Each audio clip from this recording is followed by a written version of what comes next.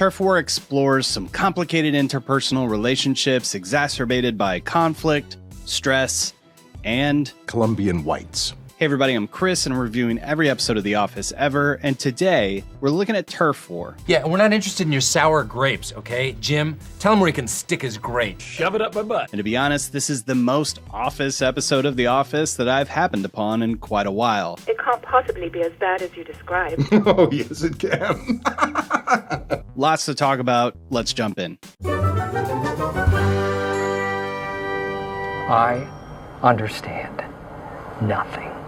There's a lot of Jim Dwight fun to be had in this episode, and I'm totally here for it. Jim, Dwight, what are your last names? The story of Turf War begins with a mini turf war between Gabe Lewis and Dwight Schrute, showboating their physiques. Jim jims it up here by setting up an elaborate prank to eventually embarrass the duo with Photoshop. And this week, a new bipartisan bill was introduced into the U.S. Constitution that, deals with unauthorized deepfakes, AI or otherwise. That has nothing to do with this bit, but, I just go where my brain takes me, folks. This part's relatable, at least. All right. A lot's happening in Turf War until it's not happening, and then we just sit in it. And this episode was written by dynamic duo of Halstead Sullivan and Warren Lieberstein, Toby's real-life brother. And in their episodes, I've noticed one consistent thread throughout the series. So in normal sitcom writing, you create a situation, and that's where the comedy comes from. It's a combination of the circumstances that led to the situation, and then the situation itself. Solarstein, on the other hand, like to have their situation happen off-screen, and then pin their episode following the ramifications of said situation. Like how Michael fell into a koi pond off-screen, or like how China's slowly taken over the world off-screen. No, don't turn this into a political thing. Shout out to anybody watching from China. I don't even know if that's possible. And following suit, Turf War follows what a typical episode would focus on. Robert California's One-man Saturnalia. And the random closing of the Binghamton branch, which, now that I'm saying that, have we even heard of this branch before? Mechanic, correct me, I don't think we have. Utica is Snoozeville. Albany are the prepsters. Camden is in a basement. Nashua has no parking. Akron is haunted. Yonkers has the two hot girls. Also, and I'm less confident about this one, but for some reason, I thought that Scranton was the only branch that's still in existence. So, Mechanic? They're buying the company for the distribution. Michael is Dunder Mifflin's highest ranking employee. So that's where we are. Well, we probably don't want to go just on seniority. As is, Robert shut down an entire branch off screen. But this episode then deals with the consequences, and we're watching the fallout happen real time. Jim and Dwight, for example, are scooping up all them sweet new sales, and in a beautiful taste of continuity, they address the sales cap that Sabre placed upon them last year. You met your commission cap last week, so from here until the end of the fiscal year, your commission will be zero. What are you talking about? We have a commission cap? It's a new corporate policy. But we figured out a way around it. Lloyd Gross is a fictional salesman we invented to steal from the company, embezzle, to commit fraud. Pam made a drawing of Lloyd. He is a blend of all the salesmen. And though we just saw Pam's artistic rendition of Stanley a few weeks ago, this is fantastic. However, not everybody's happy with Jim and Dwight's ambition, and a hardline salesman from Syracuse branch, which, Mechanic, have we heard of that one? Harry from the Syracuse branch drove all the way to Scranton to bully his way into more money for himself. But not if Lloyd Gross has anything to say about it.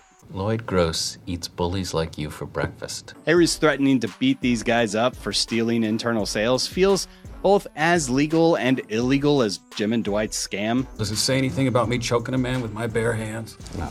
Wait, no? Are you kidding me? You told me there was a rule. Which, by the way, I missed out on using this bit for the Scranton Strangler video.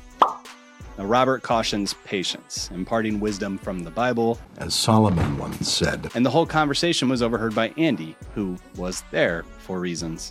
Robert's a little preoccupied, though, as in addition to sporting a major hangover and firing an undisclosed amount of people from his company while under the influence of cocaine and Australian wine, is that a thing? I don't need you to answer that, Mechanic. Hello, mate.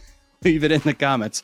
Robert's also dealing with another unknown of what did he leave on Nellie's voicemail during his bender? The answer is yes, yes, yes, yes, and never.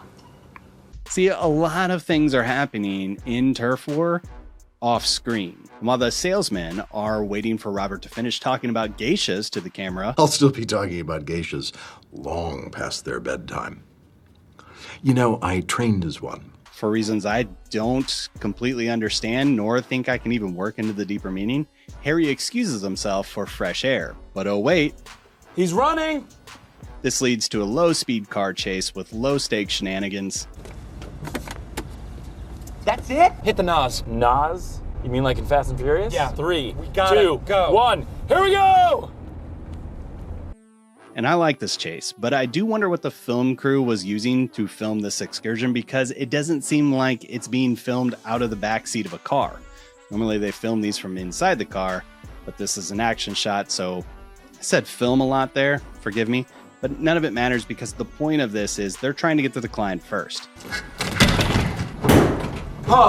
Mr. Ramesh, Harry Janarone, Dunder Mifflin, Syracuse. Harry's delivery is so strong, it reminds me every time I see this how much I hate salesmen. And while a lot of my opinions have changed doing this show for the last 4 years, I still really hate salesmen. Now, one plot point I skipped over is that Andy took off to snag the client before the others and closes the deal with human Homer Simpson again off screen. Excellent. Simpsons. No! I've already picked a new paper supplier. Big Red Paper Company. Leaving the trio to deal with the ramifications of losing the sale, we also get some more well-written banter here. Jim couldn't land me in 1,000 years. But you're saying there's a chance. Shut up.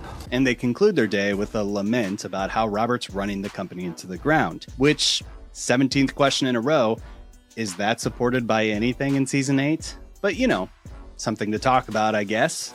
Speaking of that, girl talk.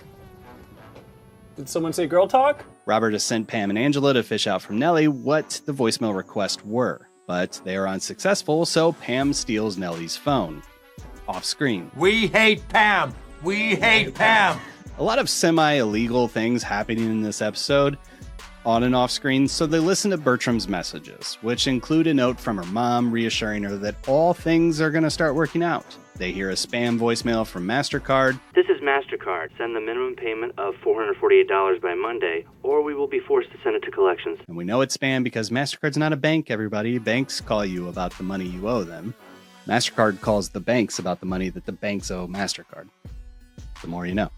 And then there's a message from an adoption agency declining Nellie as a parent. Pam deletes all the voicemails in an attempt to get Robert to stop infringing on Nellie's privacy.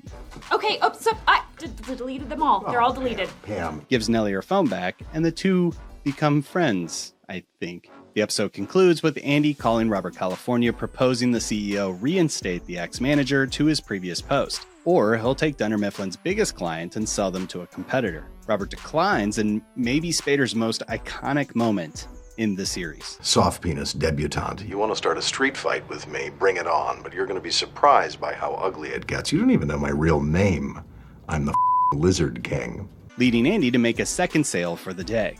Dunder Mifflin. With the right management, it could be worth twice what you would pay for it today. Which probably is like a new record for him. Fade to black, let's dive into the deeper meaning.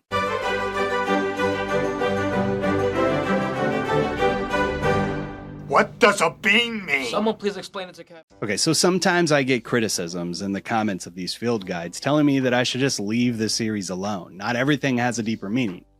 And I'd love to hear what you think about that. But I think that that is both true and not true simultaneously. Like, we can look at a rock sitting on the ground and think there's nothing to it. It's just a rock. Or we can ponder all of the geological forces that it took to create the stuff that made the rock since the dawn of time and the journey it's taken along the way to end up visible to us. Depth is what we make of something. Now, I believe this is true all the more when you apply it to art, whether it's in the form of paintings or literature, music, or even The Office. Ours is a cultural ghetto. Wouldn't you agree? I don't think that these things necessarily have an inherent meaning, because different people will bring different meanings to the same piece of art. Like, take the way we analyze the Mona Lisa today. Okay, maybe not today, unfortunately. That painting is bad. But looking at something and interpreting it will always be based on our own biases, our own worldview, our own understanding of facts. Thus, interpretations can be wildly different between cultures and between eras. For example, if someone drew a cartoon donkey and a cartoon elephant, we in the States, modern day, we would conclude that they're making some sort of political statement. Centuries down the road, removed from any American idea of what's going on here, the original intent of the message versus the new reading of the message could and would be considerably different. This happens all the time in comedies, with jokes running out of relevance due to cultural changes, or like how many episodes of Seinfeld become out of touch because they relied on bits that just wouldn't exist with today's technology. What delay industries? No! Fair delay! Say fair delay! Yeah, that's the right number, but this isn't an apartment. Fair delay! Say All of which makes understanding the original intent of the work very important. Unfortunately, often all we have is the work itself. The rest is just left to time. So even when I think I've concocted a seemingly tight case for what I thought was in the mind of the original writer of an episode, I can confirm that was not in their mind at all. And then we all have a good old laugh about it. But even in my assessments of some of these episodes, reading between the lines, I think like most things, it reveals that writers put a little bit of their soul and a little bit of their worldview into the work, intentional or not. I think you're going to need to have an Asian fetish. Which means that analyzing an episode can be really dynamic and a fluid thing. Why am I talking about this? It's my show. Don't question me. Actually, it's because I didn't really find a deeper essence to this episode beyond the obvious. Turf War is a well-crafted episode of a modern sitcom. I think the fallout that happens off screen is used by Solarstein for multiple purposes. First and foremost, for the comedy. But from a plot structure setup, it serves to both demonstrate Robert's recklessness and how he's running the company into the ground, and we get to live in that for most of this episode. But it also has a tertiary purpose, and it's the background and catalyst for Andy's bootstrap story. And I think that this storyline means nothing because the Robert/Nellie/Binghamton stuff resolves itself in a particularly non-rewarding way. So the emotions and the tone that are established in this A-plot are really intended to carry over into Andy's story to give it stakes. Steak! Where's my steak? That his quest is one of redemption from the darkness that's happened off camera over the last several weeks, which makes his redemption arc really satisfying to watch. And I love this phone call to Robert. I love his salesmanship to Wallace. I love the confidence that this character has, and it feels satisfying. I just hope someone doesn't screw this up later. Aaron, I gotta go! Them's my chords! Reaching for a message here, I'm thinking that it's always be looking for your opportunities to win in the turf war of your own life. Andy with the sale, Dwight and Jim with Lloyd Gross, Toby with Kimasabi, Pam with the phone. But there's also a little bit of a message/setup here. If you're not doing what you want to be doing, why are you doing it? So what would you do if you weren't selling paper? I don't know. I've always wanted to own a bike shop, but... Hey, man, it's Halpert. Did you go to the other guy yet? Great, don't. I'm in. We are so close to the Philly arc. It's been 84 years. But for now, let's rate this thing. This is the worst. Cold opening. I think I love this. I think the bloopers here made me even appreciate what Zach Woods was doing all the more. Yeah, I remember when biceps were all the rage. Dukakis had just announced his candidacy for governor. Jim getting the upper hand for a prank on the both of them is good. I give it a 3 out of 5. Way to mock us for perfecting our bodies. It's a good cold opening. As for the episode itself, the turf war feels like a good penultimate episode for a season. And while I think they wasted some time on things that I don't think mattered in the long run, the episode does work where it matters. Andy started as ineffectual, privileged, effete, soft penis debutante. That's clever. Debutante. And now he's found some potency. He's making it happen rather than just letting life happen to him. Jim and Dwight have tension, but are like old work buddies now. Overall, I don't have a ton to hate here or a ton to savor. You know, the only thing more delicious than your feet is the feast that I'm going to prepare for everyone. Which makes sense, right? Because the point of a penultimate episode is to prime us for the finale. And to be fair, this episode does make me want to jump directly into the following episode just to see what happens next. so it works. Maybe too well, but I'll talk about that later.